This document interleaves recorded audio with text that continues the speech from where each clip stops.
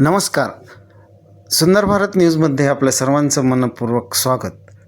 पाहूया बातमी छत्रपती संभाजीनगरहून. माणिकचंद पहाडे विधी महाविद्यालय छत्रपती संभाजीनगर आयोजित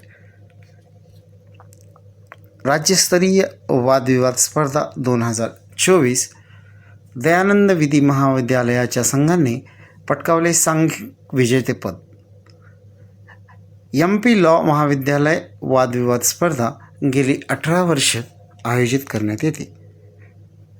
या वर्षीच्या 18व्या वर्षाचे मानकरी लातूर येथील दयानंद विधी महाविद्यालयाच्या आदिती गजानन ढगे व प्रतीक्षा अंबादास चव्हाण या ठरल्या. यावेळी छत्रपती संभाजीनगर येथील महाविद्यालयाची रितिका शेळके हिने वैयक्तिक सर्वोत्कृष्ट बक्षीस पटकावले. MP लॉ महाविद्यालयात आयोजित स्पर्धेचे उद्घाटन मुंबई उच्च न्यायालयाच्या औरंगाबाद खंडपीठाचे न्यायमूर्ती शैलेश ब्रह्मे यांच्या हस्ते करण्यात आले.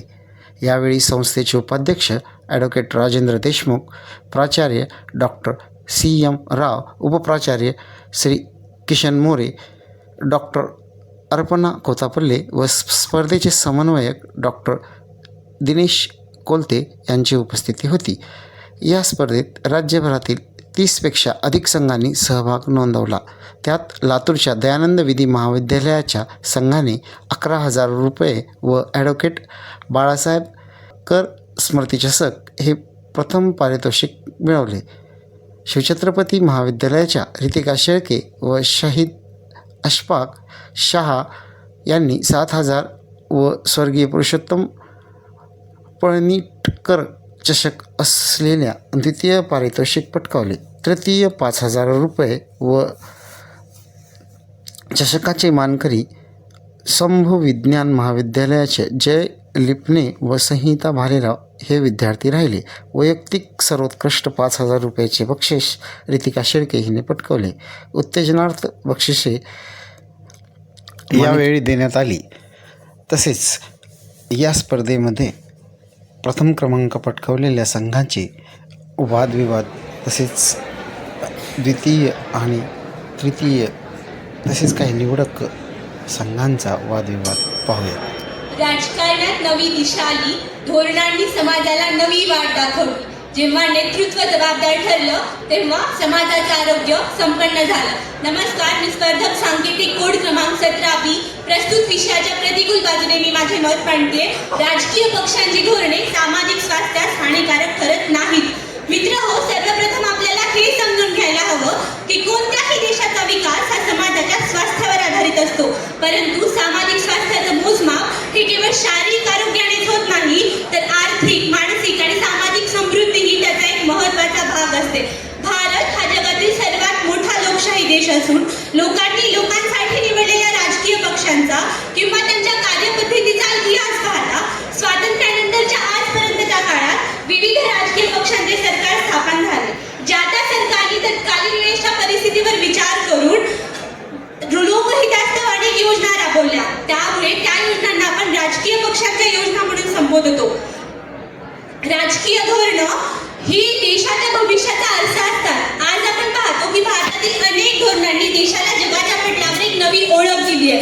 अशा परिस्थितीत या धोरणांनी समाजाला हानी पोहोचवली असं म्हणणं म्हणजे सत्याला दुरावलेलं वक्तव्य असंच मी म्हणेन. राजकारण हे केवळ सत्तेचं साधन नसून समाजाच्या कल्याणाची जबाबदारी आहे. धोरणं ही विकासाची बीजं असावी जी प्रत्येकाला सुखदायक छाया देतात, विषारी फळं नव्हेत. राजकीय धोरणं केवळ शब्दात नाही तर प्रत्यक्षात आर्थिक विकास आणि रोजगार निर्मितीला चालना देतात. जर आर्थिक विकासाच्या दृष्टिकोनातून पाहिलं तर नुकतीच 25 सप्टेंबरला 10 वर्ष पूर्ण झालेली योजना मेक इन इंडिया या योजनेने अनेक उद्योगांना चालना दिली, ज्यामुळे लाखो लोकांना रोजगार मिळाला. आरोग्य क्षेत्रात देखील सरकारने महत्त्वाची पावले उचलली आहेत. आयुष्मान भारत योजनेच्या माध्यमातून गरीब आणि वंचित लोकांना आरोग्य विमा मिळतो. कोविड-19च्या महामारीत आपल्याला आरोग्य सेवांचा अभाव जाणवला असता, पण या राजकीय धोरणांमुळेच आपण लसीकरणात यशस्वी ठरलो. याला धोरणांची कमतरता म्हणायची का? त्यानंतर किसान सन्मान निधी सारख्या योजनांमुळे शेतकऱ्यांना थेट आर्थिक मदत मिळते, ज्यामुळे त्यांचे जीवनमान सुधारते. आणि यासारखी अजून कितीतरी धोरणे जसे की शिक्षण धोरण, आरोग्य धोरण, सामाजिक धोरण, रोजगार, महिला आणि बालकल्याण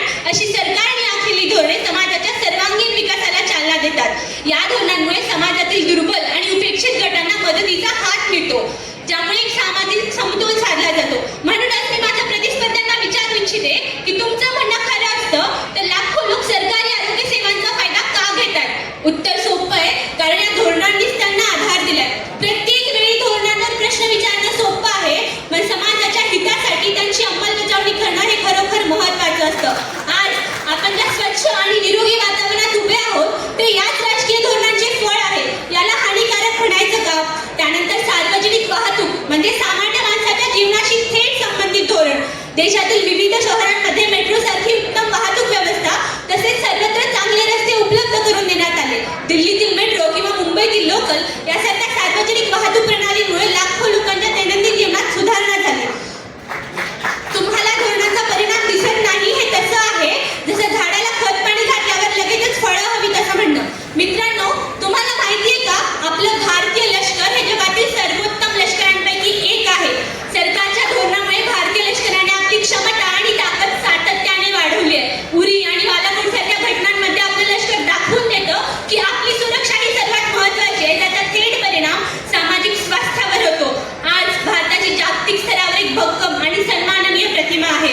राजकीय धोरणांनी भारताला आंतरराष्ट्रीय पातळीवर एक शक्तिशाली राष्ट्र बनवलंय. म्हणूनच या धोरणांनी सामाजिक स्वास्थ्याला हानी पोहोचवली नसून ती समाजाच्या उज्ज्वल भवितव्याचे शिल्पकार आहे. या धोरणांनी समाजाला एकत्रितपणे प्रगतीच्या दिशेने पुढे नेलंय, ज्यामुळे आपल्या राष्ट्राचं आरोग्य, सुरक्षा आणि संपन्नता वाढत आहे. आत्ताच माझ्या प्रतिस्पर्धीने मांडलेला मुद्दा की CAA आणि NRC मुळे सामाजिक स्थैर्य धोक्यात आले आहे, हे चुकीच्या गृहीतकांवर आधारित आहे. वास्तविक परिस्थिती अशी आहे की CAA हा कायदा पाकिस्तान, बांगलादेश आणि अफगाणिस्तानमधील धार्मिक तिरस्कारामुळे शरणार्थी झालेल्या हिंदू, शीख, बौद्ध, जैन, पारशी आणि ख्रिश्चन समाजातील लोकांना भारतीय नागरिकत्व मिळवण्यासाठी सुलभ करतो. तर NRCचा उद्देश घुसखोरी करणाऱ्यांना ओळखणे हा आहे, ज्यामुळे आपल्या राष्ट्राची सुरक्षा मजबूत होण्यास मदत होते. माझ्या प्रतिस्पर्ध्यांचे मुद्दे ऐकून मला असं वाटतं की त्यांना आरोग्य सेवांपेक्षा आलोचनांमध्ये जास्त रस आहे. आपण म्हणता की राजकीय धोरणं हानिकारक आहेत, पण मग लसीकरण मोहिमांचा यशस्वी परिणाम कसा काय झाला की हाही एखादा अपघात होता. आरोग्याची चाचणी धोरणांवर करत असाल तर कदाचित तुमचा स्वतःचा विचार चुकलाय. इतके धोरणांवर आरोपच करायचे असतील तर मग स्वच्छ भारत अभियानाचा परिणाम कसा काय झाला? राजकीय पक्षांच्या धोरणांनी सामाजिक स्वास्थ्याचा विकास होत नाही म्हणणं म्हणजे नकाशा न पाहता प्रवास करायचा प्रयत्न करणं आणि वाट चुकल्यावर नंतर नकाशाला दोष देणं झालं. जर अग्निपथ योजनेचंच म्हणत असाल तर माझ्या प्रतिस्पर्ध्यांचा दावा तात्पुरता बरोबरही वाटतो, पण जर आपण सर्व पैलूंचा विचार केला तर लक्षात येतं अग्निपथ योजना तरुणांना रोजगार, शारीरिक मानसिक कौशल्य विकास आणि शिस्तबद्ध जीवनशैली प्रदान करते, ज्यामुळे त्यांच्या जीवनात एक महत्त्वाचा बदल होतो. या योजनेतून मिळालेल्या अनुभवांमुळे त्यांना विविध क्षेत्रात संधी मिळतात. माझे आजचे मुद्दे हे केवळ तर्कशुद्ध नसून प्रत्यक्ष उदाहरणावर आधारित आहेत, जे वेळोवेळी सिद्ध झालेले आहेत. म्हणूनच मी हे ठामपणे म्हणेन की राजकीय पक्षांची धोरणे सामाजिक स्वास्थ्यास हानिकारक ठरत नाहीत. शेवटी एवढेच की धोरणे आहेत दिशा, समाजाची प्रगती आहे ध्येय, एकत्र येऊन साधूया उज्ज्वल भवितव्याचा मार्ग. राजकीय मार्गदर्शनाने घडते समाजाची वारी, प्रत्येक निर्णयात आहे आमच्या स्वप्नांची कारी. धोरणांच्या चालीत आहे सृष्टीचा हरितपणा, एकत्रित या समाजात वाढवूया प्रगतीचा धुंदपणा. असतील कितीही अडथळे, मिळतील नवे मार्ग, राजकीय धोरणांनी बदलला आजच्या या समाजाचा अर्थ. राजकीय धोरणांनी बदलला आजच्या या समाजाचा अर्थ. मनपूर्वक आभार. धन्यवाद.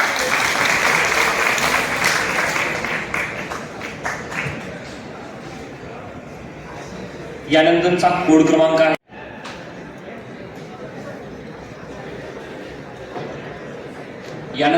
कोड क्रमांक आहे MP 23 यांनी व्यासपीठावर यायचे.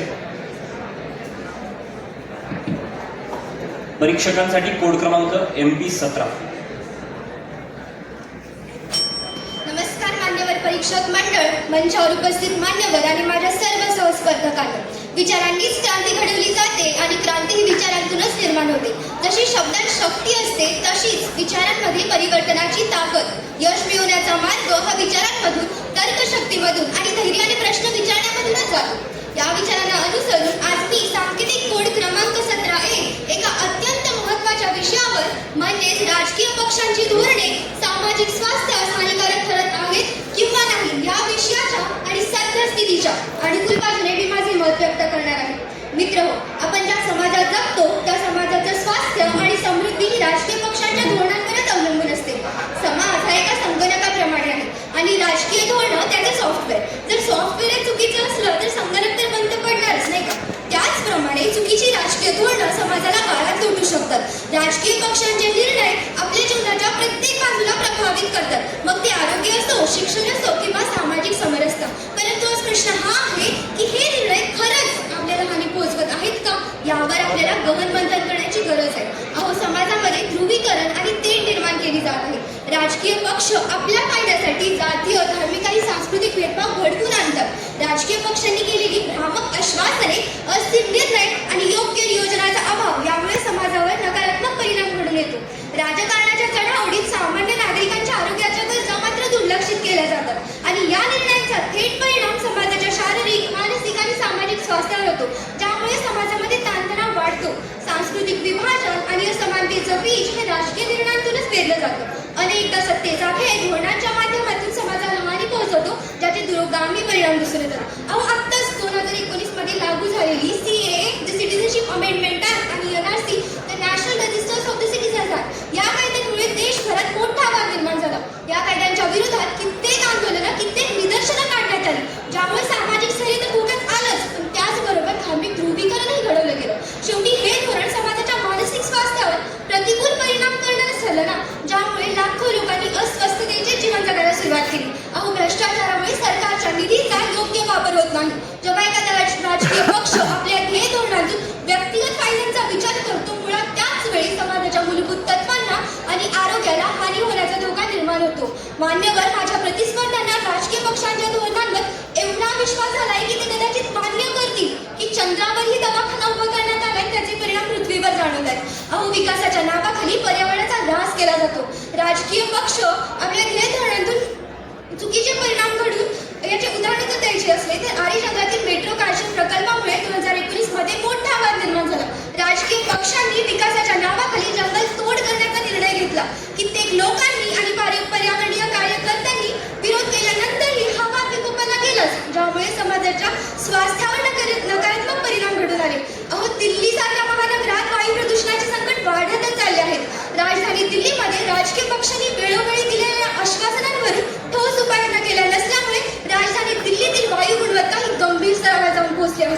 एवढेच नाही, कोळसा आणि खाण धोरणांचा परिणाम झारखंड आणि ओडिशातील खाणकामामुळे स्थानिक आदिवासींना मोठ्या प्रमाणावर जलप्रदूषण आणि वायू प्रदूषणामुळे त्वचारोग आणि श्वसन रोगांचा सामना करावा लागत आहे. इथेच न थांबता 2022 मध्ये लागू झालेली अग्निपथ योजना युवा सैनिक भरतीसाठी आणली गेली, परंतु या योजनेमुळे हे देशभरात अस्वस्थता पसरली. अहो, लाखो युवकांनी तर रस्त्यावरून आंदोलनं, निदर्शनं केली आहेत. या योजनेची अस्थिरता आणि भविष्याबद्दलची अनिश्चितता यामुळे युवकांमध्ये प्रचंड नाराजी पसरली. मग असे असताना देखील कदाचित माझ्या प्रतिस्पर्ध्यांच्या मते हे देखील सामाजिक स्वास्थ्यच असावं. अहो, धार्मिक ध्रुवीकरणाचा मुद्दा तर गेली कित्येक वर्ष भारतात राजकीय नेते आपल्या फायद्यासाठीच वापरतात. मग ते 2002 मधील गुजरात दंगलीपासून ते 2020 मधील दिल्लीतील धार्मिक दंगलीपर्यंत असे अनेक उदाहरणं देता येईल, ज्यामुळे राजकीय पक्षांकडून समाजामध्ये फूट पाडण्याचा प्रयत्न केला जातो. अहो, सद्यस्थिती तर इतकी लाजिरवाणी आहे की सत्ता हवी असेल तर राजकीय पक्ष कुठल्याही रंगाचा झेंडा उचलला जातो. राजकीय पक्षांनी केलेली ही भ्रामक आश्वासने समाजाच्या दीर्घकालीन स्वास्थ्यासाठी नकारात्मक तर आहेच, पण सत्ता हवी असेल तर कुठल्याही रंगाचा झेंडा तर उचलला जातो. पण इथं पक्ष बदलले म्हणजे निवड कपडे बदलणे इतकं सोपं झालंय. राजकीय नेत्यांनी केलेली ही भाषणं समाजाच्या दीर्घकालीन स्वास्थ्यासाठी केवळ नकारात्मकच नसून ती घातक आहेत. राजकीय नेते बदलतात, पण राज्यातल्या रस्त्यांच्या खड्ड्यांचा आकार मात्र बदलतच नाहीये. या राजकारणाच्या उलट्या पालवीत विकासाची पायरी नेमकी कुठे अडकली हेच मला कळत नाहीये. मान्यवर, राजकीय नेत्यांकडून समाजातील काही विशिष्ट जाती आणि प्रवर्गातील लोकांसाठी आरक्षणाची मागणी केली जाते, परंतु यासारख्या आरक्षणामुळे समाजामध्ये जातीवाद आणि विभाजनवादाला प्रोत्साहन मिळून समाजातील एकोप्याला तडा जातो. अहो, राजकारणामध्ये आरक्षणाच्या नावाखाली केवळ मतांसाठी केलेली ही भ्रामक आश्वासनं समाजाच्या दीर्घकालीन स्वास्थ्यासाठी नकारात्मक आहे. कोरोना काळाच्या महामारीची तर आपण सर्वजण साक्षीदार आहोत. त्या काळातही ऑक्सिजनची टंचाई, रुग्णालयांची अपुरी क्षमता आणि लसीकरणातील अपारदर्शकता यामुळे होणारी ही वाताहत लाखो लोकांच्या मृत्यूवर माझ्या प्रतिस्पर्ध्यांनी कधी विचार केलाय का की त्यांच्यासाठी ऑक्सिजन अभावी तडफडून मरणारे ते लोक सामाजिक स्वास्थ्य आहे. अहो, तुम्ही म्हणता की राजकीय पक्षाच्या धोरणामुळे समाजाची प्रगती होतीये, पण याच प्रगतीखाली सामान्य नागरिकांचा श्वास गुदमरत चाललाय हे तुम्हाला दिसत नाहीये का? अहो, सगळं काही उत्तम आहे, हे कुठल्या जगात चाललंय? या धोरणांचा फायदा कोणाला होतोय? राजकीय पक्षांना सामाजिक स्वास्थ्याची काही फिकीर आहे की नाही? मान्यवर, माझ्या आजच्या प्रतिस्पर्ध्यांचे वक्तव्य ऐकून मला असा प्रश्न पडतोय की माझे हे प्रतिस्पर्धी खरंच आदर्शवादी दृष्टिकोन जोपासतायत की ते वास्तवापासूनच दूर आहे? त्यांच्याकडे माहितीच अपुरी आहे किंवा ही त्यांची अंतभक्ती असावी? देव जाणो, माझे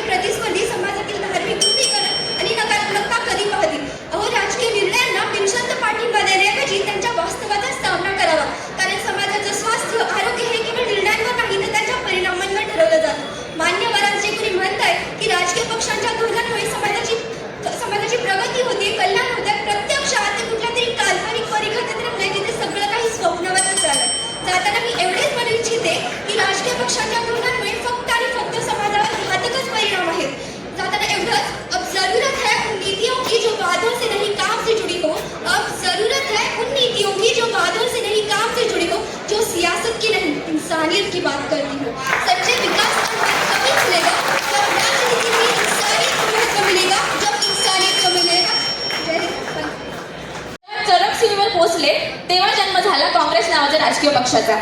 सांगण्याचं तात्पर्य हे की राजकीय पक्ष मग तो कुठलाही असेल त्याची निर्मितीच तेव्हा होते जेव्हा सामाजिक स्वास्थ्य बिघडायला लागते. आणि अर्थातच राजकीय पक्षांची धोरणे ही फक्त समाजाच्या चांगल्या आरोग्यासाठीच असतात. हेच लक्षात घेऊन राजकीय पक्षांची धोरणे 3 महत्त्वाच्या भूमिका साकारत असतात. सर्वप्रथम म्हणजे समावेश आणि प्रतिनिधित्व वाढवणे.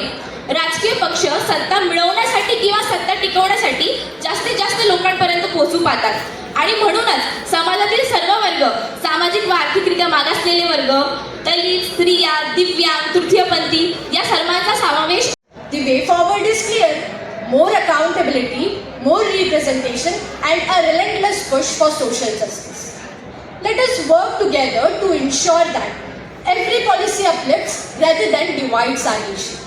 After all, real progress lies not in tearing down, but building up brick by brick. Until we create a society where justice, equality, and peace are not mere words but a lived reality. I would like to conclude my speech by saying, देश की महानता, श्रेष्ठता, प्रधानता. प्रश्न है समक्ष आज, कौन कितनी जानता. सूत्र सब बिखर रहे, एकता अमर रहे, एकता अमर रहे. In the end, what truly matters is not power or profit, but peace and unity. We must ask ourselves, who are these policies running for? Is it for the political parties or is it for the society? Let us remember that true leadership is not about power but about serving people. Let us demand nothing less from those who govern us. It was "Be the change you wish to see in the world" said by Mahatma Gandhi, right? But I say, why can't we not be the change we wish to see in the world? Thank you. एक announcement आहे. ज्या स्पर्धकांचं performance झालं असेल त्यांनी ताबडतोब भोजनाला जायचं आहे. ज्यांनी चाललंय त्यांनी ताबडतोब जायचं आहे. व्हॉलंटियर